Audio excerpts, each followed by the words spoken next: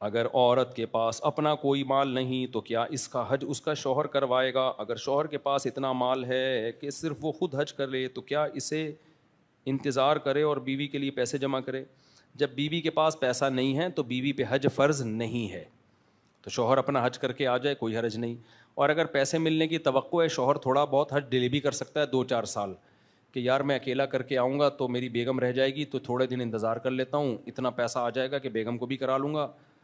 تو کوئی ایسا بوڑھا بھی نہیں ہے کہ مرنے کا، کراچی والوں پر تو ہے کہ اسی سال فرض ہے، کیونکہ ڈاکوؤں کا کوئی بھروسہ نہیں ہے، نارمل علاقوں کی بات کر رہا ہوں۔ اگر زندگی کی امید ہے تو اس وجہ سے تھوڑا سا ڈیلے کیا جا سکتا ہے، زیادہ ڈیلے نہ کریں کیونکہ موت کا کچھ پتہ نہیں ہے، تو کچھ ڈیلے کر سکتے ہیں کہ یار 2-4 سال کے بعد بیگم کو بھی لے جاؤں گا، لیکن شوہر پر فرض نہیں ہے کہ بیوی کو بھی حج کرائے، وہ کرا لے تو اچھی بات ہے۔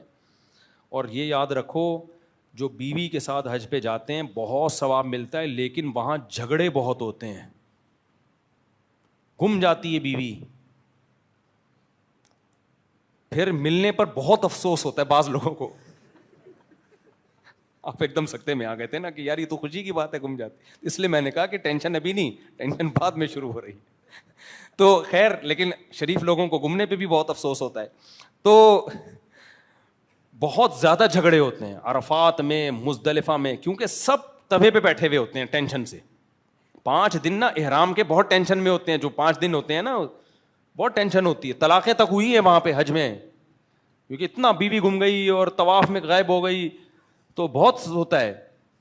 تو اس لیے بیگم کو ضرور لے کر جائیں، اس سے بہت ثواب ملے گا۔ وہ بیچاری بعد میں کس کے ساتھ جائے گی، لیکن یہ دماغ میں رکھ لیں کہ اپنے جذبات اور اپنی زبان پہ کنٹرول کرنا ہے۔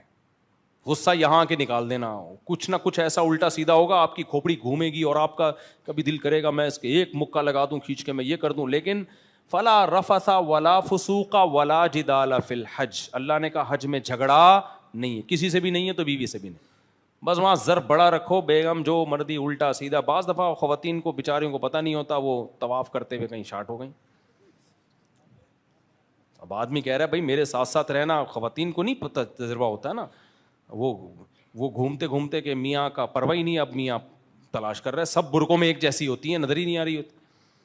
اب وہ یہ تھوڑی پوچھے گا ذرا کائنڈلی، تو بڑے مسائل ہوتے ہیں۔ یہ بہت یہ وہ واقعات ہیں جو ہم نے اپنی آنکھوں سے دیکھے ہیں۔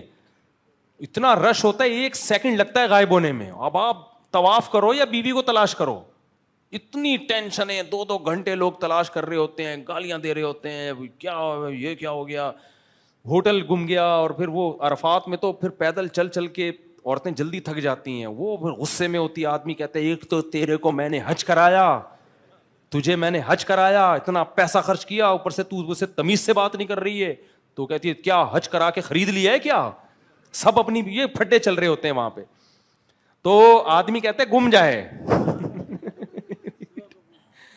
تو اس لیے بیگم کو ضرور حج پہ لے جایا کرو۔ یہ میں صرف آپ کو کوئی لطیفے نہیں سنا رہا، یہ حقائق بیان کر رہا ہوں، لیکن پہلے اپنے دماغ کو تیار کر لو کہ بہت کچھ الٹا پلٹا ہوگا، میں نے غصہ نہیں کرنا۔ بعد میں آ کے غصہ نکالو، لیکن بعد میں غصہ پھر رہتا نہیں ہے۔ کھانے میں مسائل ہوتے ہیں، بڑے مسائل ہوتے ہیں، تو اس لیے بڑی ٹینشن کا کام ہے بھائی خواتین کو حج کرانا، لیکن ثواب بہت ہے، کرانا۔